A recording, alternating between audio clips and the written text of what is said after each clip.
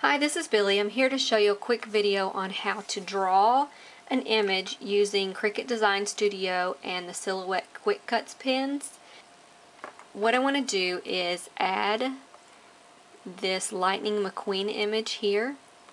It's a very detailed image. This is one of those images, if you know anything about the Disney cartridges, that if you try to cut this and then layer it at anything smaller than 4 to 6 inches, you're going to have a headache when you're done. So what I've done is I've added this Lightning McQueen car. I've used the arrows here on the bottom right hand corner to size this,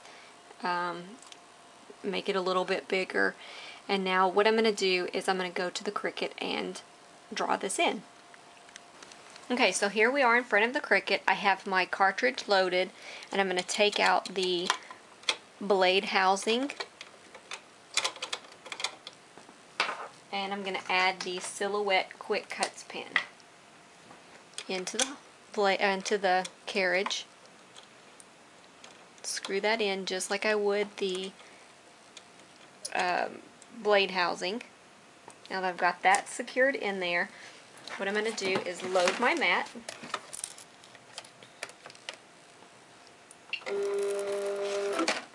And I'm going to press cut on my Cricut Design Studio. And what this does is it draws in all of the detail lines that are shown on your screen. So instead of cutting all of those detail lines and having them cut into your paper, it's drawing those detail lines for you. And what I like about that is that I can go back and use this image kind of like you would a stamped image or a digital image, and I can color it in with Copic markers, watercolors, whatever kind of coloring medium I want to color with. And I can use it, in all kind of different sizes versus just the big sizes that you would normally be able to do if you're cutting and layering.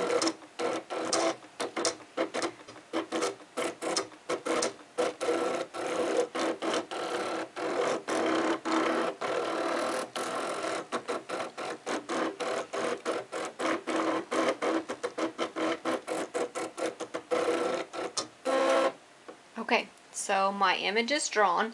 I'm going to press load paper so that my blade carriage goes back up to that top right corner. May not be required in Design Studio, but I don't really want to take the chance and ruin my image. So I went ahead and pressed the load paper key, and now what we're going to do is go back to the Design Studio screen and I'll show you what to do to cut this out. Okay, so here we are back in front of the Design Studio screen. And what I'm going to do is I'm going to use the shadow feature and add this same Lightning McQueen image, just the shadow of him. And what I'm going to do is drag it, resize it, and make it about the size that I think it should be to create a shadow effect around the image. What I'm using this for is I'm going to cut this out on the Cricut. And it does the work for me, which is kind of what we like the Cricut to do for us. And so what I'm doing is I'm just sizing it, moving it around to try to get it to the size that I want it.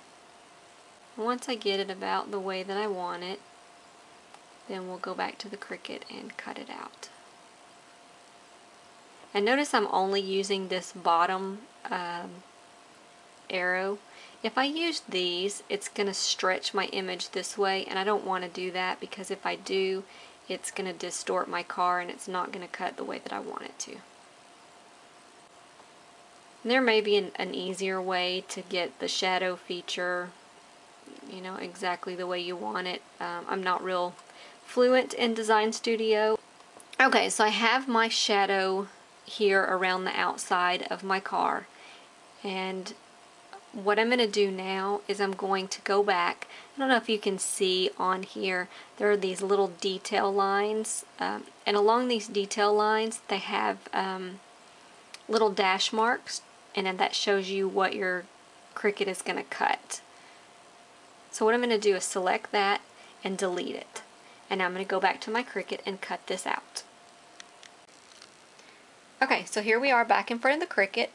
I'm going to take my sketch pen out and I'm going to add my blade housing back in.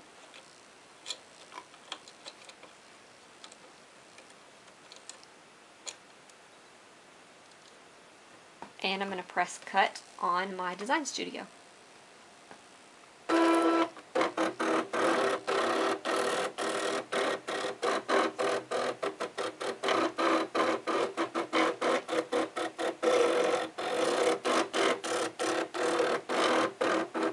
This is what the image looks like once it's drawn in and then cut out using the Cricut. This is an awesome way to be able to use your design studio and your Cricut cartridges, and especially some of your detailed images, to be able to cut them smaller and use your various coloring mediums to be able to color them in, use them on cards, scrapbooking pages, and various craft projects. I hope this was helpful. If you have any questions, please visit my blog, billyscrapatique.blogspot.com, and leave a comment.